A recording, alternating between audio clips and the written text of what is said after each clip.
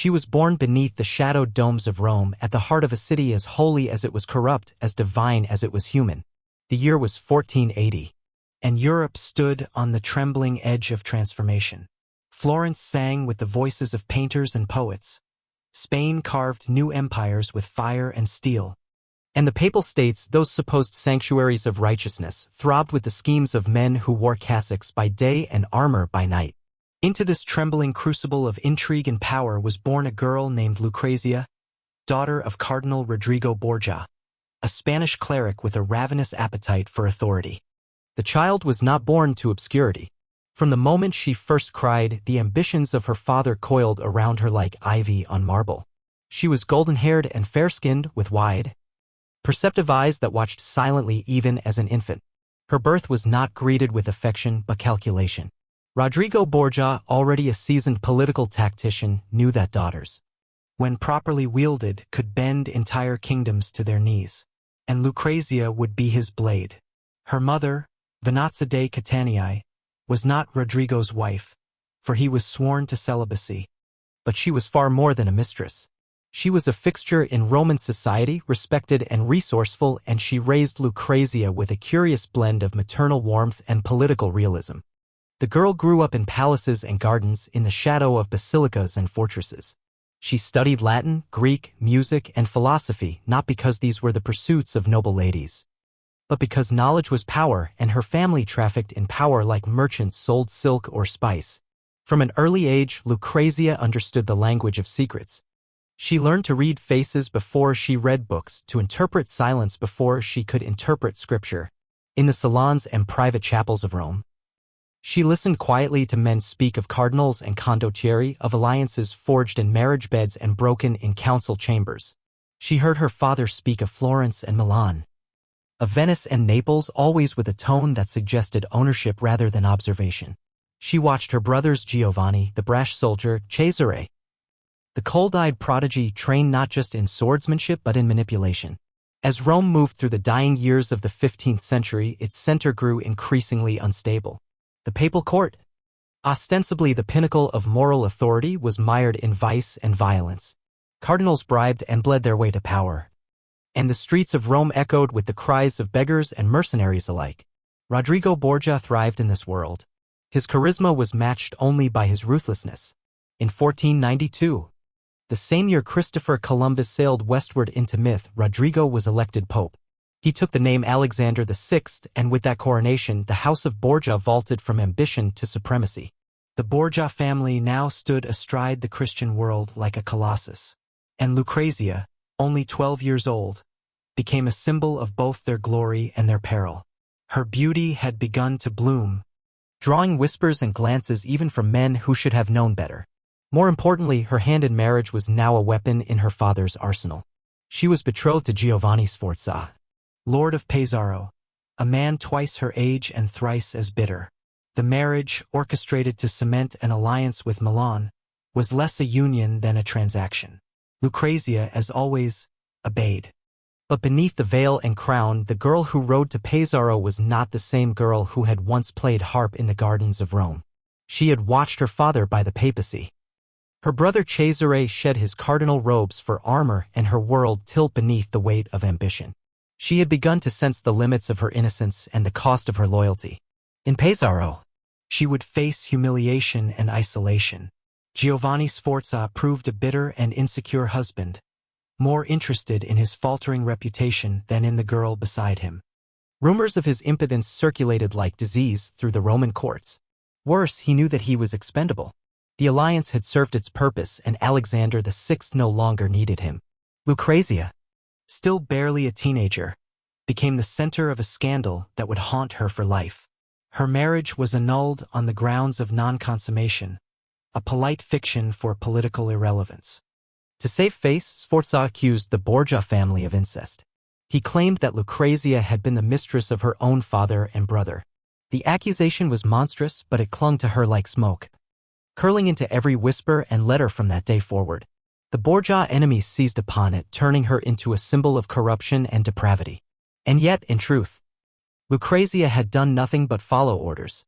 She had married as told, submitted as told, returned to Rome when commanded. The scandal was not hers, but it became her reflection in the eyes of history. She returned to the Vatican not in disgrace but in transformation. She was no longer a pawn. She was something more volatile, a symbol that could not be controlled. Her father sought to restore her status and rearm the family's reputation. He arranged a second marriage, this time to Alfonso of Aragon, Duke of Bisceglie and illegitimate son of the King of Naples. It was a more promising union politically and personally. Alfonso was young, handsome, and charming. For the first time, Lucrezia allowed herself a flicker of hope. The wedding was a grand affair, draped in gold and incense, attended by ambassadors and cardinals, artists and mercenaries. Rome, ever hungry for spectacle, feasted on the image of reconciliation. But Rome also watched with suspicion. Cesare Borgia, now unshackled by priestly vows, had begun a campaign of military conquest in northern Italy. He was the blade of the papacy, carving out a secular kingdom in the name of spiritual authority. Alfonso of Aragon, though allied by marriage, was viewed as an obstacle to Cesare's ambitions. Naples was unstable, and its alliance with the Borgia family proved a brittle bond. Soon, cracks appeared. Alfonso's loyalty wavered. Cesare's patience snapped. In 1500, Alfonso was stabbed in the streets of Rome by unknown assailants. He survived, barely, and was taken to the Vatican for protection. Lucrezia tended to him herself, refusing to leave his side. But even within the Holy See, death waited. Months later, Alfonso was strangled in his bed by agents believed to be under Cesare's command. No charges were brought. No trial held. Rome whispered. But Rome always whispered. Lucrezia never spoke of it publicly. She simply buried her husband and moved on, graceful, silent, unyielding. The loss broke something in her, but also hardened something else. She had seen too much to believe in love or virtue. What remained was purpose. She turned inward, cultivating her image, her allies, her intellect. She became more than a victim of scandal, she became a practitioner of survival. By now she was 20. She had been twice married and twice sacrificed. She had been crowned and cursed, adored and accused. Yet she remained. In a city that devoured the weak and betrayed the loyal, Lucrezia endured. Not because she wielded a sword or spoke from pulpits, but because she understood the rhythm of power, its tides, its costs, its silences. She was the daughter of Rome. And Rome, like Lucrezia, never forgot and never forgave. The girl who once walked barefoot in garden cloisters now stood in the corridors of power, her name written in ink and venom across the pages of Europe. She had not yet become the Duchess of Ferrara. She had not yet left the Vatican for the freer courts of the north. But already her legend had begun. And in the alleys of Rome, where truth and lies kissed like lovers, her story passed from lip to lip, never the same twice, always too vivid to die. Lucrezia Borgia was no longer merely a daughter. She was a myth in motion, and the world had only just begun to watch.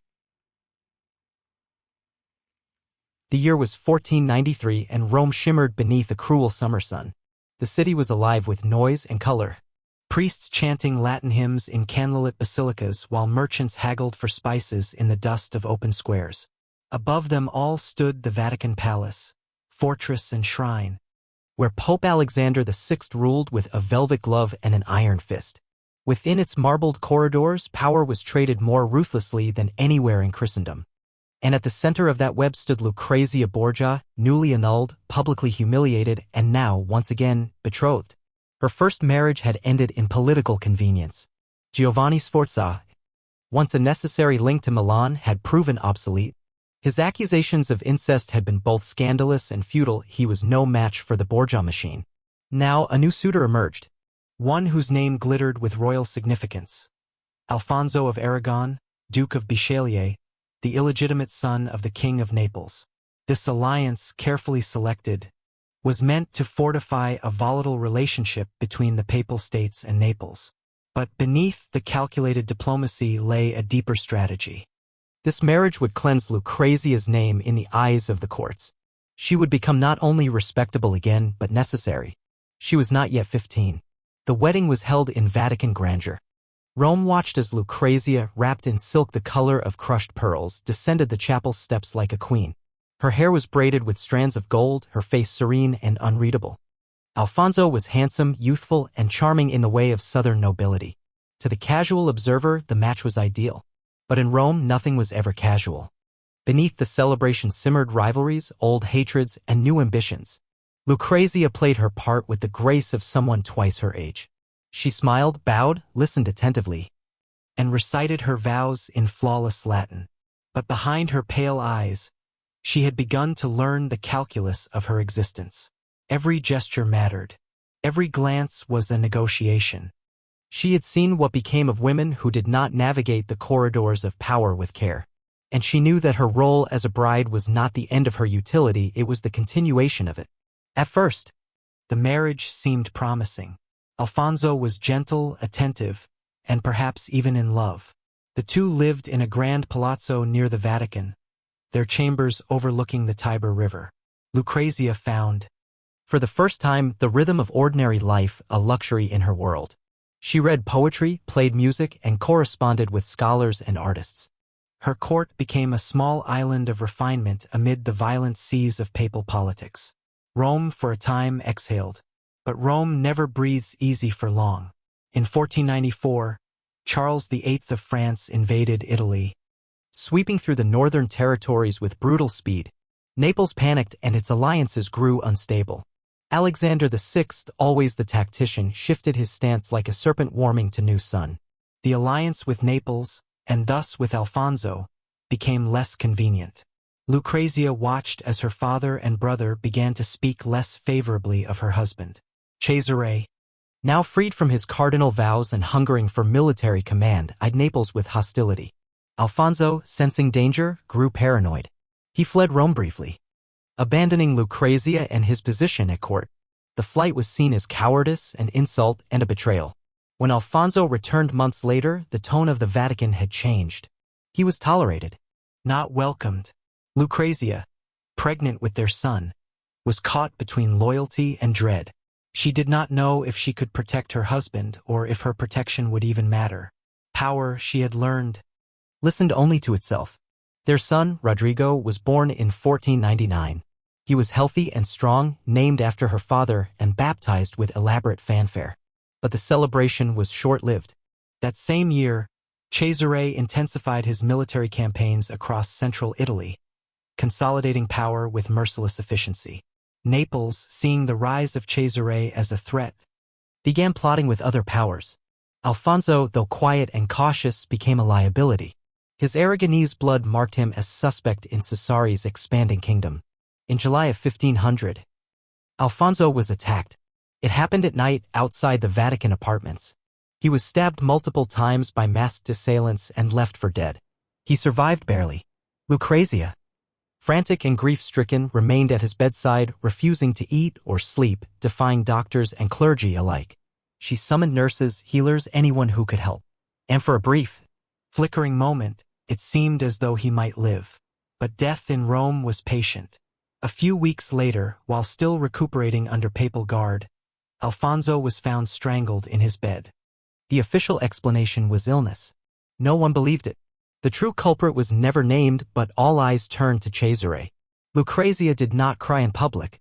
She dressed in mourning black and carried herself with the poise of a queen. But something in her had broken. Not the heart that had broken before, but the illusion of safety. Now a widow with an infant son, she returned to her father's court not as a victim but as a survivor. Rome expected her to collapse, to disappear into disgrace or retreat. She did not. Instead, she became more involved in Vatican affairs. Alexander VI, perhaps out of guilt, perhaps out of pride, gave her greater latitude. She was entrusted with diplomatic letters, financial accounts, and even governance in his absence. For brief periods, Lucrezia served as de facto regent of the Papal States, an extraordinary position for a young woman in a man's world. The Roman elite whispered constantly. Some said she was manipulating her father. Others said she had lovers hidden in the wings of the palace. Still others revived the old rumors of poison, seduction, and incest. The truth, as always, was far more complicated. Lucrezia had learned that silence was her strongest weapon. She let the world speak while she moved. In 1501, Alexander VI sought to restore the Borgia alliance with the powerful Este family of Ferrara. The proposal, Lucrezia would marry Alfonso d'Este, heir to one of Italy's most prestigious duchies. The match would elevate the Borgia name beyond the Papal States and solidify a long-term power base in northern Italy. But the Este court, wary of Borgia scandals, initially refused. They viewed Lucrezia as toxic, a woman tainted by death and intrigue. It took months of negotiation, threats, bribes, and diplomacy before the union was accepted. Lucrezia, once again, was offered up for political gain. But this time, she was not the same girl who had wed Sforza in blind obedience or Alfonso of Aragon in naive hope. She was a woman now, wounded, wise, and waiting. Her journey to Ferrara would mark a turning point not only in her life, but in the legacy of the Borgia name. For within the walls of that distant court, Lucrezia would reinvent herself. Not as a pawn, but as a power. She prepared for the journey with meticulous care. Her dowry was massive, laden with jewels, tapestries, and gold. Her household was chosen not for loyalty but for capability. Artists, physicians, secretaries, and ladies-in-waiting, each selected for their role in crafting the image of a duchess reborn. As she rode north, escorted by papal guards and noble dignitaries, Italy watched with a strange blend of anticipation and dread. Could the daughter of a corrupt pope, sister to a blood-soaked general, and widow of a murdered prince truly become a duchess in one of the most refined courts of Europe? Ferrara waited, Lucrezia rode, and the world held its breath.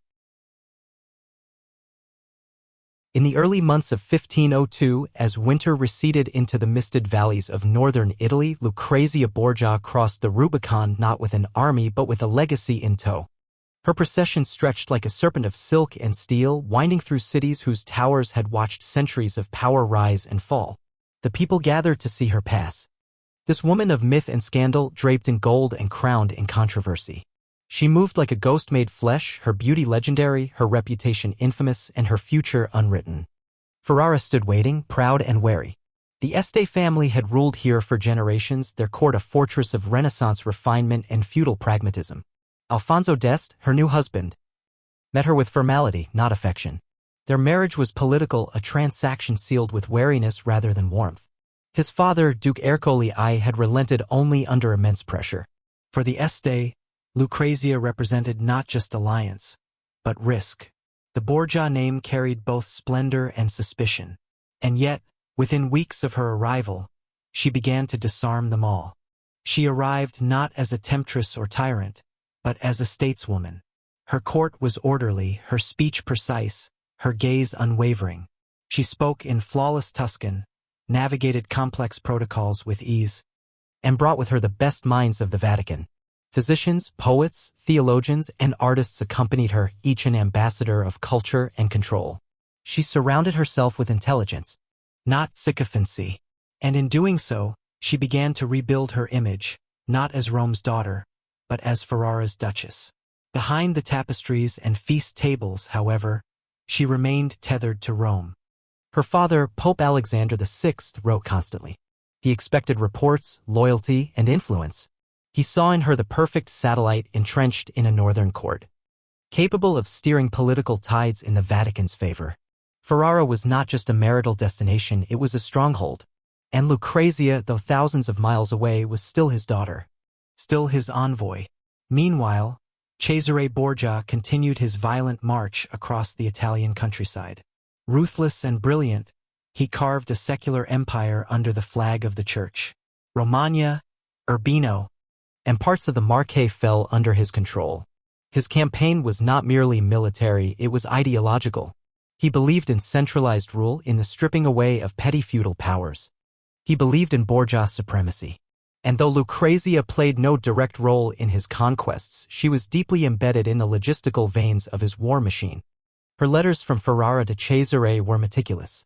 She spoke in code, layered in references to saints and festivals, masking intelligence with piety. She coordinated the transfer of funds, negotiated with emissaries, and facilitated the movement of supplies. Ferrara, under her quiet influence, became a waypoint in Cesare's larger design. It was a precarious balancing act. The Este family detested Cesare's aggression. Alfonso, her husband, had little tolerance for her brother's ambitions. But Lucrezia, ever the tactician, navigated these tensions with an almost chilling clarity. When war once again flared in central Italy, Lucrezia's court became a nerve center of diplomatic traffic. Ambassadors from France, Spain, Venice, and the Holy Roman Empire passed through her halls. She entertained them with music and poetry, but behind the elegance pulsed a web of negotiation. She understood the language of power as intimately as she understood Latin verse. She knew how to delay, to flatter, to redirect. And in doing so, she preserved a fragile peace between her natal family and her marital one. But even as she rose in esteem among the Ferrarese, shadows from Rome refused to dissipate. In August 1503, Pope Alexander VI fell ill after a banquet at the Vatican. Within days, he was dead. His passing sent tremors through Christendom. The Borgia era in Rome collapsed almost overnight.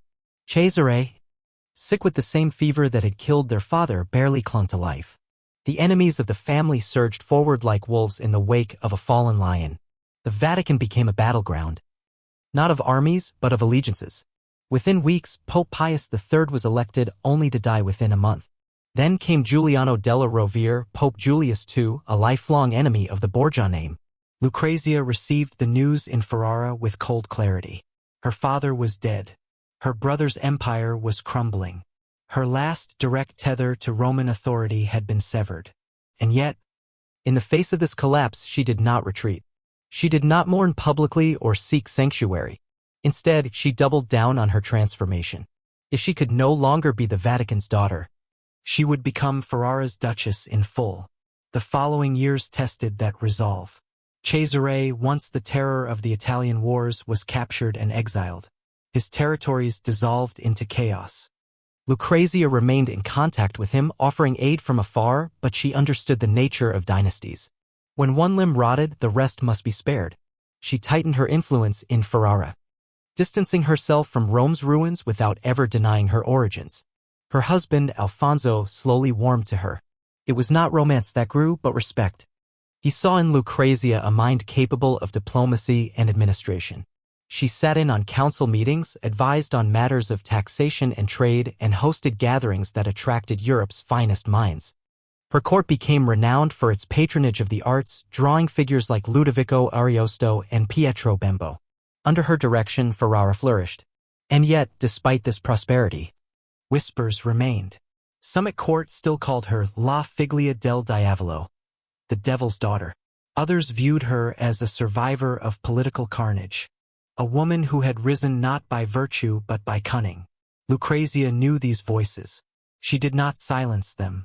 Instead, she outlived them. In private, she bore her burdens with increasing gravity. The death of her father haunted her. Cesare's downfall lingered in her thoughts like the scent of burning parchment. Her son Rodrigo, born of her second marriage, remained in Naples, far from her arms. The separation was a wound that never fully closed. But duty demanded sacrifice, and Lucrezia had long since learned to obey its call. By 1505, she had given birth to her first child with Alfonso, a boy named Ercole, heir to the Este legacy. The court rejoiced not just for the birth, but for the symbolic fusion of two dynasties. The Borgia bloodline, once reviled, had now merged with one of Italy's most noble houses. Lucrezia had secured her position not just through marriage, but through motherhood. Her place in Ferrara was no longer questioned. Still, she never abandoned her sense of identity. She continued to sign her letters with subtle nods to her past. She maintained correspondence with former Vatican officials, many now displaced or retired. She remembered the rhythms of Rome, its dangerous beauty, its sacred rot. But she no longer longed for it. Ferrara had become her stage, her sanctuary, and her stronghold. She commissioned chapels and convents, not just as acts of piety, but as symbols of legacy. She founded charities and hospitals, not for praise but for permanence. Each stone laid bore her name. Each coin minted her influence. Lucrezia understood that history was not written only by victors, but by builders. And she was building something no rumor could erase. By the end of the decade, Lucrezia Borgia had completed her metamorphosis. She was no longer a pawn of the Vatican, no longer the scandal-cloaked daughter of a controversial pope. She was the Duchess of Ferrara, matriarch of a court respected across Europe, a political figure in her own right. And though the past still echoed, it no longer defined her. She had been many things: daughter, bride, widow, regent. She had worn veils of silk and armor of silence. She had danced in palaces and walked alone in shadows.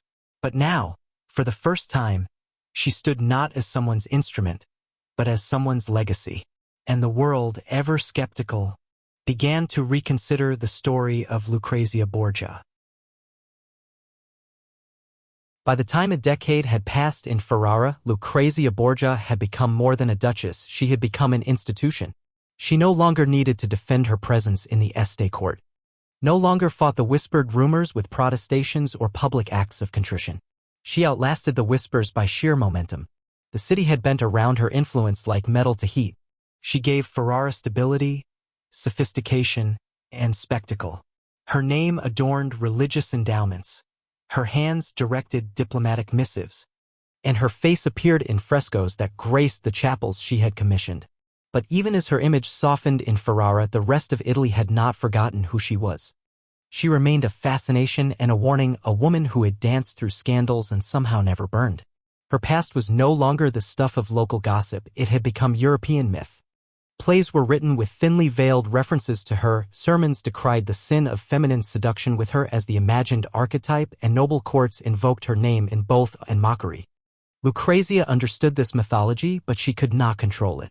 The stories of poison rings, of secret lovers dispatched in the night, of incest and betrayal and witchcraft all swirled endlessly. Detached from fact but welded to her persona. She had been the Vatican's daughter, Rome's pawn, Ferrara's duchess, but never truly her own author. Her reality was quieter, more intricate and, in many ways, more tragic than the scandal sheets suggested. In her private hours, she grieved. Her son Rodrigo, born of Alfonso of Aragon, remained in Naples, raised by caretakers and courtiers. He had become a stranger, a ghostly presence in her thoughts. Her brother Cesare, once the blade of the Borgia vision, had been exiled to Spain, stripped of title and territory. He died in battle in 1507, cut down not in glory but in obscurity. His death reached her not with ceremony but with silence. A letter folded and stained with sea water, carrying the last words of the man who had once moved kingdoms. Lucrezia mourned him in solitude. She did not wear black or light candles in public. To Ferrara, Cesare Borgia was an enemy of stability. To her, he was a brother who had lived and died as an idea, a dream of domination that history would never allow to rest. She kept his memory alive in hidden ways, in the phrasing of letters, in the funding of orphanages, in the education of her own children. She taught them Latin, diplomacy, and caution. Above all, she taught them silence. The pressure of rule began to weigh more heavily as the years progressed. Alfonso d'Este, her husband, was often absent, consumed by military campaigns and the shifting politics of northern Italy. Lucrezia acted as regent during his absences, overseeing legal reforms, negotiating trade agreements, and settling disputes among the nobility. She became adept at managing egos and expectations, at turning confrontation into compromise. Yet with each success, she felt the loneliness grow. Power, she had learned, was the opposite of intimacy. Within the court, competition simmered. Noblewomen watched her every move, calculating where favor might fall. Servants feared her displeasure not because she was cruel, but because she remembered everything. Her children became pieces in the same political game she had once been part of. Ercole, her eldest son with Alfonso, was groomed to inherit the duchy. Ippolito, another of Alfonso's children from a mistress, became a cardinal and rival power within Ferrara. Lucrezia watched as the dynamics of her own youth played out in miniature, and she steeled herself for what might come. Even in her strength, rumors continued. An estate courtier was found dead under suspicious circumstances. A visiting ambassador fell mysteriously ill. A local noblewoman miscarried after a banquet. Each incident became ammunition for the mythmakers. Poison, they said, always poison. The rumors reached Rome, Florence, Venice. Writers embellished, artists illustrated, and somewhere within it all, the truth shrank. Lucrezia never directly answered the accusations. She no longer needed to. She understood that denial gave fuel to lies, while silence allowed them to burn out in exhaustion. She could not stop the world from lying about her. She could only outlive the lies. But silence had its cost. In 1510, a fire consumed a portion of the ducal palace. Documents were lost, artworks destroyed, and among the damage was a small personal chapel that Lucrezia had overseen for years. She took it as an omen. Her health began to deteriorate in the months that followed. Physicians blamed melancholy and fatigue, but deeper currents moved within her. She suffered from fevers and fainting spells. Some whispered that she was being slowly poisoned herself. Others said it was divine punishment. Lucrezia said nothing. She worked, prayed, and endured. She began to withdraw from public life, retreating into religious devotion. Not performative piety, but something quieter, more personal. She founded a convent outside the city and visited often. She read scripture with the same rigor she had once applied to diplomacy. She wrote prayers in her own hand, pages filled with marginalia that blended theology with politics, confession with calculation. Still, she did not abandon the court. She hosted dignitaries, managed disputes, and governed in Alfonso's stead when necessary. But her soul had begun to turn inward. The woman who had once ruled salons and shaped alliances now found comfort in candlelight and contemplation. She did not renounce the world. She had seen too much of it to pretend such purity, but she began to detach. Her final pregnancies were difficult. She had borne many children, some of whom had died in infancy. Each birth took more from her than the last. In 1512, she gave birth to a daughter who lived only a few days. In 1516, she delivered another son, but her body never fully recovered. The physicians prescribed rest, elixirs, prayers. None sufficed. In public, she remained serene. Her hair, once gold, was streaked with gray. Her skin paled, but her eyes never lost their clarity. She continued to attend Mass, to receive guests, to read and write. But she moved more slowly, spoke less frequently, and stared longer into silence. The final blow came in June 1519 when she gave birth to another stillborn daughter. The labor was long, brutal, and incomplete. Infection set in. Her body weakened by years of childbirth, stress, and illness could not fight. She lingered for days, drifting in and out of fever. Her attendants prayed. Alfonso remained near, uncharacteristically silent. Her confessor wept beside her bed. She died on June 24th, at the age of 39. Her funeral was a muted affair. No state parade, no papal emissaries. Ferrara mourned her not with spectacle but with reverence. Bells tolled. Black cloth draped the palazzo and the streets fell quiet. She was buried in the convent she had founded, not beneath the golden tomb, but beneath stone and soil, simple, silent, enduring. In the years that followed, her legend only grew. The stories did not die with her. They multiplied. Writers painted her as a seductress, a schemer, a murderess. They ignored her governance, her diplomacy, her resilience. They remembered only the poison, the silk, and the whispers. The truth, messy, nuanced, human, was lost beneath the weight of myth. But in Ferrara, among the chapels and hospitals she had built, her memory endured differently. She was remembered not as the Pope's daughter, but as a duchess who ruled wisely, gave generously, and lived fiercely. The city bore her fingerprints in stone and statute, in policy and poetry. Lucrezia Borgia had lived in the space between myth and history. She had loved and lost, ruled and served, been wounded and weaponized. She had danced on the edge of scandal and survived the collapse of dynasties. She had been used as a pawn, but had learned to move like a queen. Her life was never hers alone. It belonged to Rome, to Ferrara, to history. But in the quiet hours before her final breath, it may have finally belonged to her.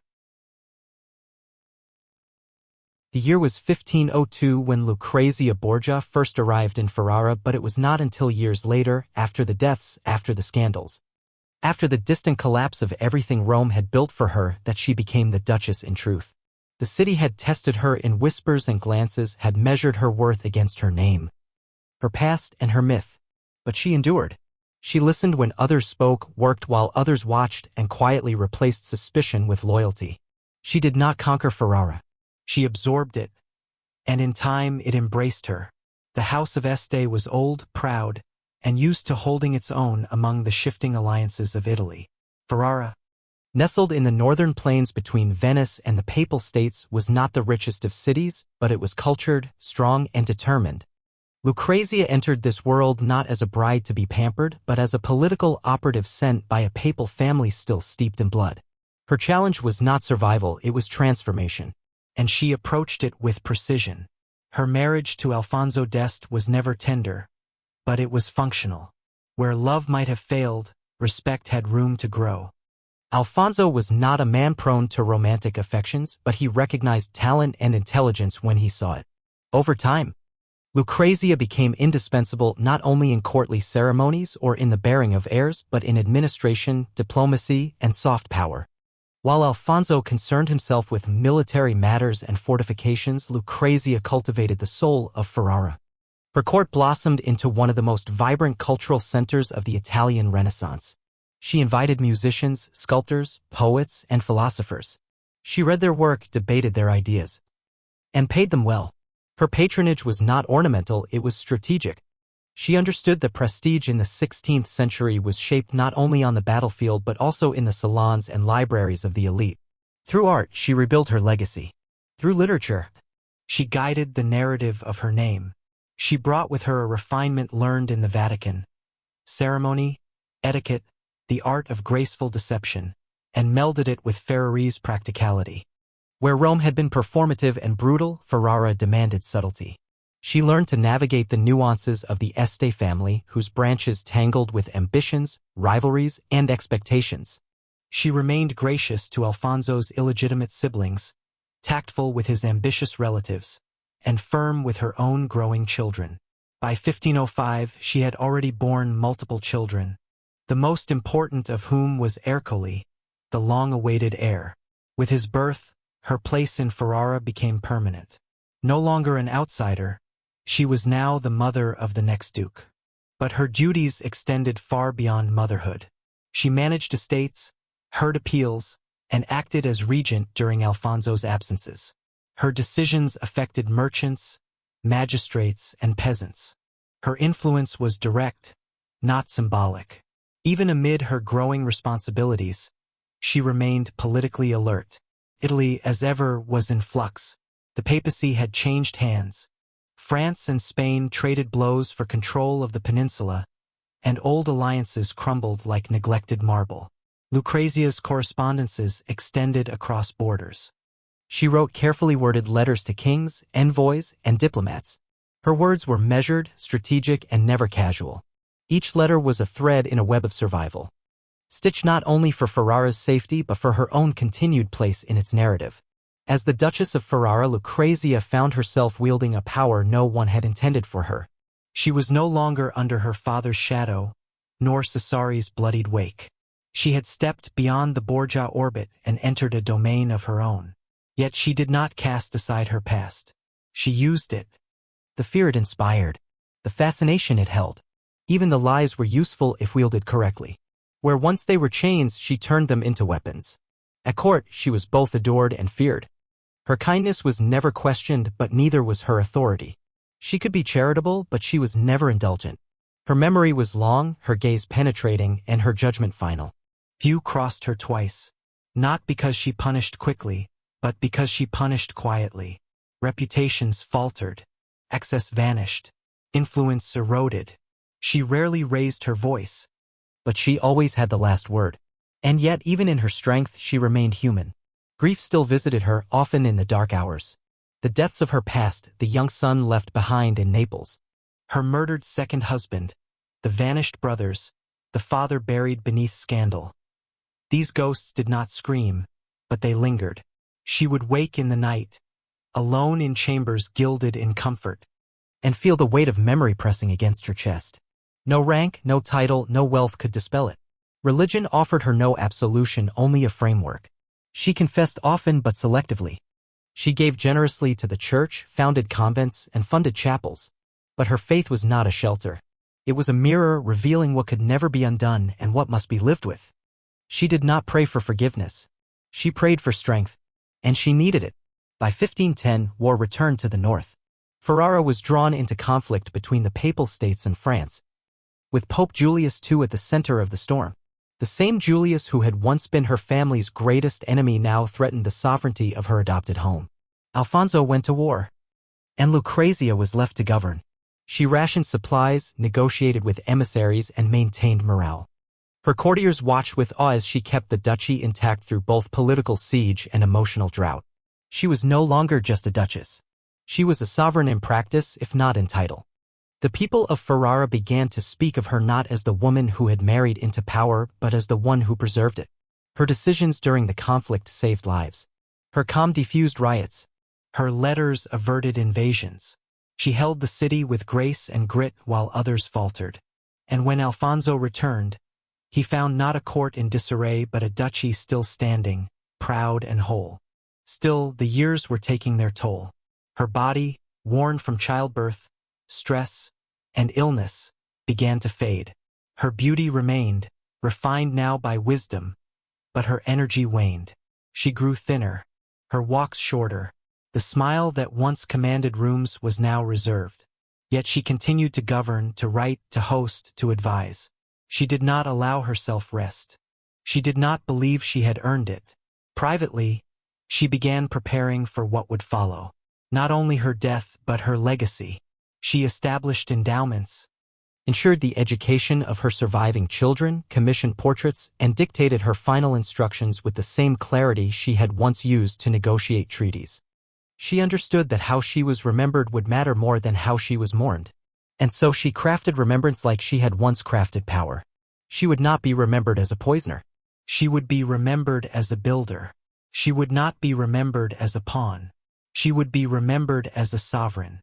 She would not be remembered as a shadow. She would be remembered as a woman of light and iron. And as the days shortened and her health weakened, Ferrara knew something rare was passing through history. Not a duchess, not a Borgia, but something harder to name and impossible to replace. In the twilight years of her life, Lucrezia Borgia presided over a court that became the envy of Italy. Within the walls of the Castello Estense, under painted ceilings and tapestries of northern gold, Ferrara glowed with a brilliance that drew the eyes of Europe. Scholars arrived from Paris, sculptors from Florence, lutanists from Venice, all hoping for the approval or the patronage of the duchess whose name had once summoned scandal but now commanded admiration. What she had built was not merely a court of art and elegance, but a refuge for ideas. A sanctuary where culture was not just decoration but power. She moved through these halls like a monarch cloaked in civility. Her presence set the rhythm of the day, the murmur of legal petitions in the morning, the hush of poets reading in the afternoons, the lilt of music drifting through frescoed corridors in the evening. Dinners became salons of politics and aesthetics. Debates flared under the gentle glow of candlelight, never loud, always deliberate. She encouraged discourse, rewarded wit, and punished arrogance with silence. To be dismissed by the duchess was to vanish from influence. To be favored was to rise. This court of light, however, was shadowed by a court within, a place not of music but of memory. Lucrezia's private chambers were repositories of sorrow and reflection. She kept letters folded into tiny squares, stained with time and grief, letters from her father, from Cesare, from sons she barely knew and daughters she had buried. Portraits lined the walls. Not the grand oil-painted illusions of power, but sketches, soft, intimate, unfinished. Faces of people whose lives had spun through hers like comets. She studied them in silence. There was no denial in her gaze. She remembered everything. Every alliance that ended in betrayal. Every marriage arranged with trembling hands. Every childbirth that drained her further from herself. She carried these ghosts not with resentment, but with resignation. They were the price of the place she now held. A place women were rarely allowed to occupy. She had survived not because she had escaped pain, but because she had transmuted it into armor. She did not hide from the past. She reshaped it. In public, she continued to cultivate the image of the ideal Renaissance consort, gracious, charitable, wise. She funded hospitals, established educational grants for women, and provided dowries for orphaned girls. These acts, while noble, were not mere optics. They were policy. She believed in stability, and she knew that the roots of unrest often grew from poverty and ignorance. Her interventions were as strategic as they were compassionate. And yet, despite this outward benevolence, she remained a figure of complexity. Rumors never fully left her. New visitors unfamiliar with Ferrara's evolution still arrived with hushed questions. Did she poison rivals? Did she consort with sorcerers? Did she maintain secret lovers in the labyrinthine passages beneath the palace? These stories had no evidence, but they had endurance. The past was too colorful to ignore, too cinematic to correct. She let them live. They were part of the myth. And myth, if wielded properly, could still be useful. Even as she governed with clarity, she recognized that her influence was fragile. The court was full of eyes. Ambitious cousins, resentful siblings of Alfonso, noblewomen whose power waned in her presence, they watched for weakness. And weakness was creeping in. Her health continued to falter. The birth of her last child had torn something in her, something that herbs and prayers could not mend. She woke often with fevers. Her hands trembled when holding quill or rosary.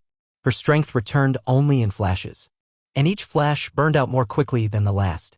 She concealed this decline with care. She used shorter meetings, dictated more than she wrote, and relied on trusted aides to manage travel and ceremony. Yet her mind remained sharp. Her strategies remained precise. It was her body, not her will, that betrayed her. As she aged, she turned increasingly toward contemplation. Not the performative devotion of court religion, but something quieter. She walked the convent gardens alone, speaking little, observing the order of nuns she had founded as they moved through their day. She found in their discipline a kind of echo, a life of structure, of rules, of service, not unlike her own. Though she remained in the world, she was already beginning to let go of its noise. Her husband, Alfonso, remained distant but respectful. Their relationship had settled into a mutual arrangement. She governed when he warred, she comforted when he brooded, she endured when he withdrew. They were not lovers, but they were allies. And perhaps that was more enduring than love. He recognized, perhaps too late, that the woman he had once been told to fear was in fact the foundation upon which his rule had rested. Their children grew into roles shaped by their blood and their mother's training. Ercole, the heir, was intelligent but volatile. Lucrezia tempered his pride with philosophy, softened his judgments with exposure to music and scripture. She knew that ruling required more than force, it required comprehension, the ability to see what others saw, and then act in ways they never expected. Beyond her immediate family, Lucrezia remained tethered to the wider world. The Holy Roman Emperor, the kings of France and Spain, even the Pope, she corresponded with them all. Her pen was diplomacy in ink, and her reputation, once a scandal, had matured into something closer to mystique. People no longer spoke of her as merely a Borgia. They spoke of her as herself. Yet for all the power she had gathered, she could not escape the relentless march of time. In early 1519, she grew noticeably weaker. Her walk stopped. Her appetite vanished. She began coughing blood. Physicians attended constantly, offering tonics and prayers, but she refused most of their interventions. She was not afraid. She was, perhaps for the first time, tired. She asked for solitude, and in that solitude she wrote. Not confessions, not memoirs, not rebuttals, but letters, dozens of them, to friends, enemies, forgotten allies, estranged children, each one a thread being tied off, an echo being calmed. She sealed them with wax but left no instructions. Whether they were delivered or not, no one knows, but they were written, and that, perhaps, was all that mattered. In her final days, she asked only to see her children and a crucifix carved from dark olive wood. She held neither with desperation but with calm. She did not beg for absolution. She had lived a life more intricate than any absolution could untangle. And when the fever finally broke her body, she did not cry out. She simply stopped. The court mourned. Bells tolled for days. The convent she had founded filled with women chanting psalms she had chosen. Her body, veiled in blue, lay in state for a single day, surrounded not by golden relics but by pages of her own letters. Visitors wept not from obligation but from reverence. Ferrara had lost not just a duchess but its conscience. Outside the city, in the hills where fog settled like silk at dusk, her legend took new shape. Not the Lucrezia of scandal, not the Lucrezia of whispered poisons, but Lucrezia the ruler, Lucrezia the survivor. Lucrezia the mind that learned to shape power without needing to wield a sword. She had not escaped the shadow of the Borgia name. She had not erased it. She had eclipsed it. And in doing so, She had built a court that shimmered with both light and shadow, a court that reflected the full spectrum of who she had been and what she had refused to become. Long before the end of her life, Lucrezia Borgia had already begun to bury the family that had made her. She was not yet 30 when the walls of the Borgia legacy began to crumble, first slowly, then all at once. Rome, once ruled by the will of her father and patrolled by the armies of her brother, slipped beyond her reach like smoke through stained glass. What remained of the house that had elevated her to power was now reduced to footnotes in papal records, assassins' daggers dulled by time, and the reluctant respect of those who once cowered in its shadow. The collapse of the Borgia dynasty was not marked by fire or siege, but by abandonment. When Pope Alexander VI died in 1503, his ornate death mask did not survive the stripping of his chambers. Cardinals who had once feasted at his table turned their backs on his memory, denouncing him with carefully rehearsed piety. His allies defected, his enemies closed in, and within days the Vatican was repainted with a new coat of virtue, one that conveniently erased the fingerprints he had left behind. For Lucrezia, the news of her father's death arrived not with trumpets, but with hesitation. It came in a folded parchment, carried by a courier who could not meet her eyes. She read the words in silence, then set the letter down. No cry, no collapse. She simply stood from her desk and walked to the window. Outside, the gardens of Ferrara bloomed under a late summer sun, indifferent to the unraveling of empires. In that moment, she understood that her life had changed forever and that she alone would now be the keeper of what had once been the most feared name in Italy. Her father had been many things: a tactician, a heretic to some, a visionary to others, a man who believed in power above all and wielded it like a surgeon's knife. But to Lucrezia, he was something more personal. He had used her, yes, but he had also trusted her. He had made her his emissary, his political mirror, the only woman whose name he had publicly defended when all others were cast aside. He had built a legacy with her as its foundation, and now that foundation stood alone. Worse still, Cesare Borgia, her brother, her shadow, her shield, had begun to fall from the sky. Once feared across the Italian peninsula, he had become a fugitive without sanctuary.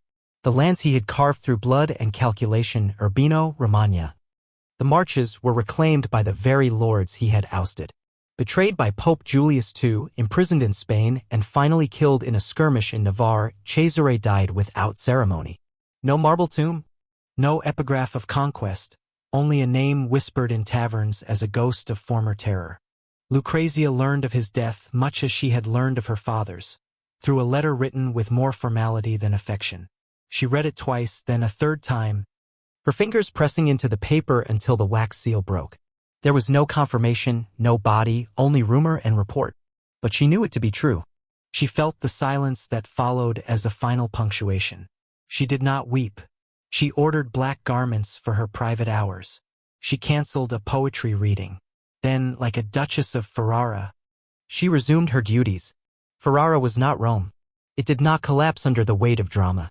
It valued order. And Lucrezia, having seen the world beyond those walls, understood the necessity of control. She could not bring back the Borgia name. She could not rebuild what had been designed to consume itself. But she could protect what remained, her children, her court, her legacy. The House of Borgia, as the world knew it, was dead. But the woman it had formed lived on. Even as Rome erased her family's influence, she quietly gathered the pieces that mattered.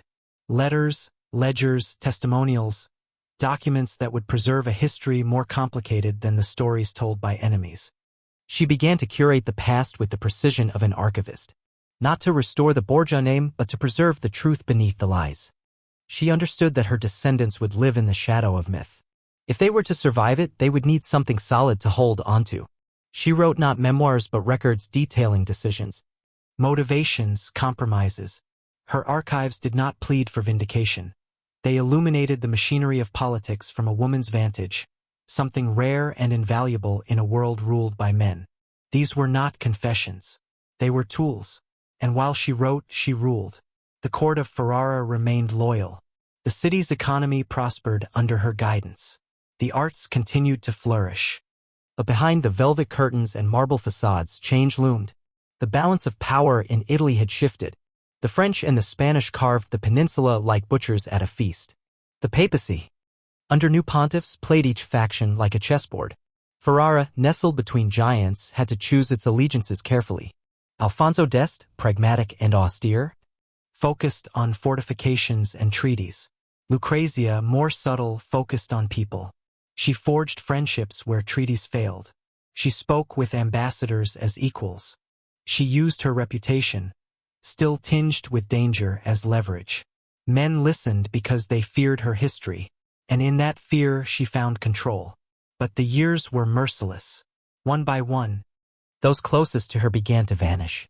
Advisors died, friends retired, even some of her children left the court for postings elsewhere. Each departure pulled threads from the tapestry she had woven. And with each, she drew closer to the core of herself, the woman who had once been a girl in the Vatican garden, watching men draw maps with the ink of ambition. Her health faltered further. The fevers became more frequent, her vision dimmed, her strength waned. Still she insisted on appearing at council. Still she hosted musicians. Still she prayed. But her world was contracting. Not in power, but in size. The court that had once been a vortex of energy now moved around her gently, as though not to disturb the dying flame. In her final winter, she spent hours in the convent she had founded. She walked the cloisters slowly, one hand on the stone wall, the other tracing the beads of a rosary. She sat with novices and listened to their questions. She watched them with the gaze of someone who knew what it meant to carry both innocence and guilt. She did not preach. She did not confess. She simply existed, fully, fiercely, quietly.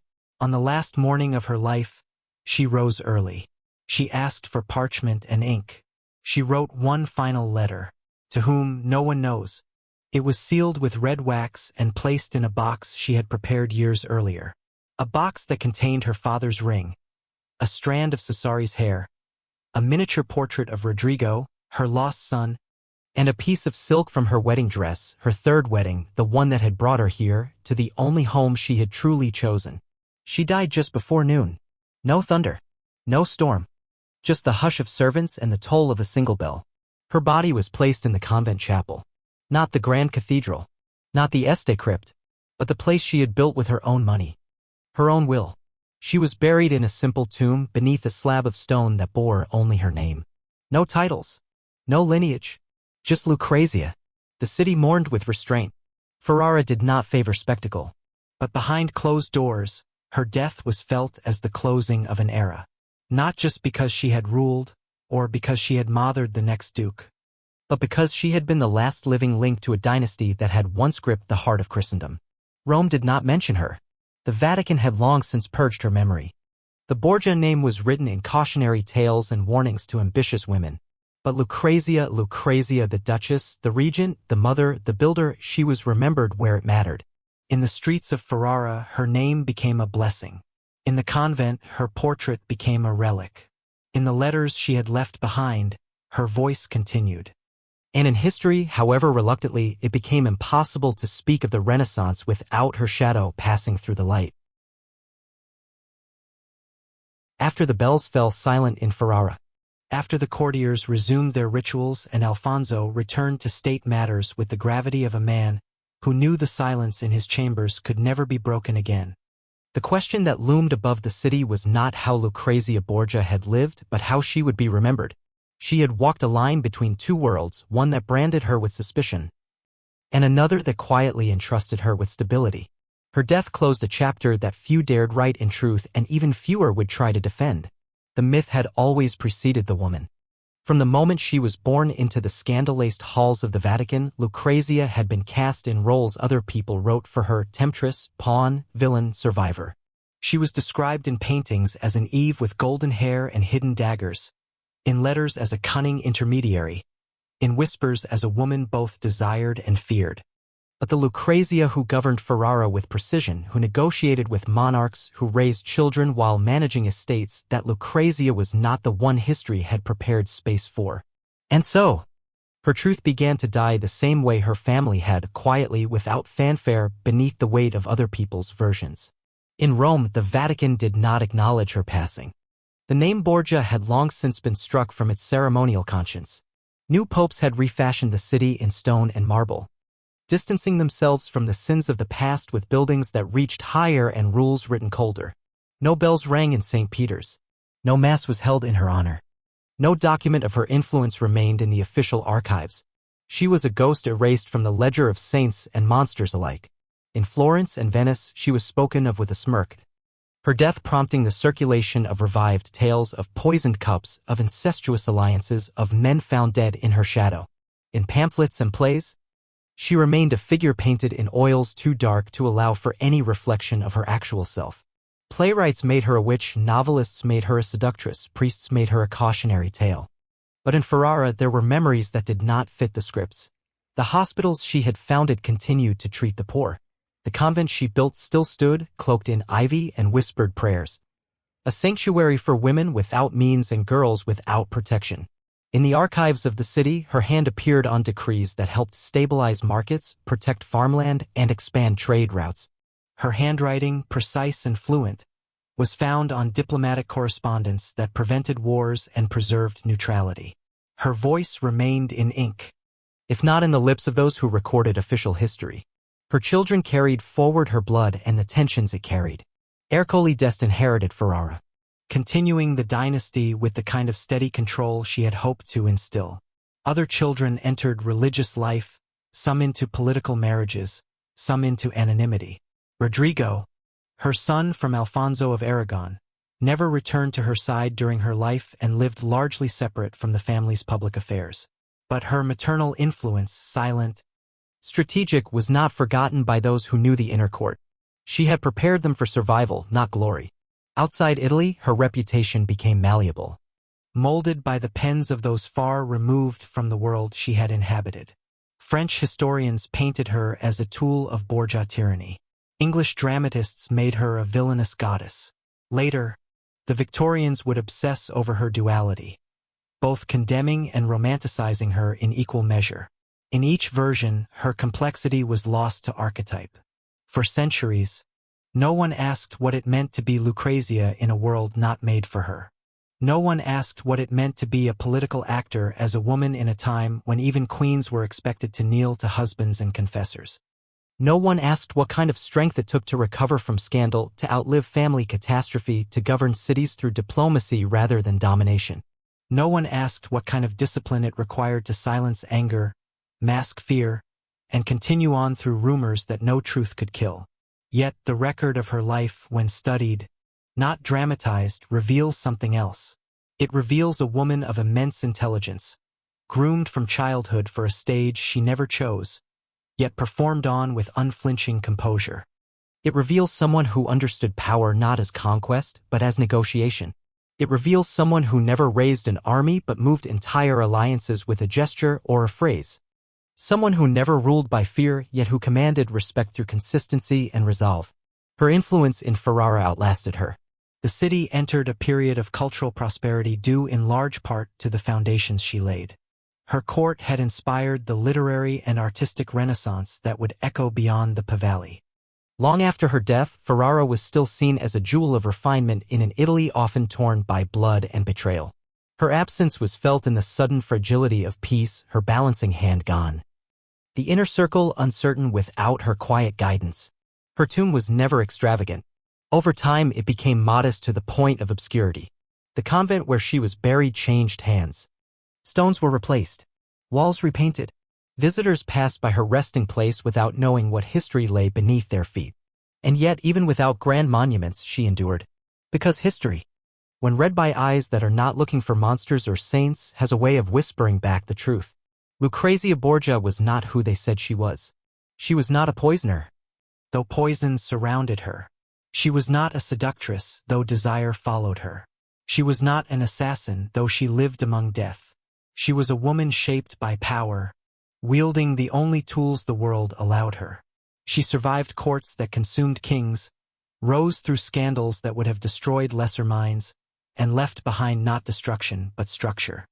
Not chaos but culture. To understand her life is to understand the silence between what is written and what is real. She was not the villain in a cautionary tale. She was the author of a different kind of story, one too nuanced, too dissonant, too human for the simplifications of history. And so, her legacy lies not in the pages that painted her falsely, but in the traces she left behind, in cities that endured, in policies that worked, in art that blossomed, and in the quiet resilience of a woman who knew her name would never be her own. Not while she lived, not after she died, but history in time corrects its course. And for those willing to look beyond the fables, Lucrezia Borgia remains, not as myth, but as truth.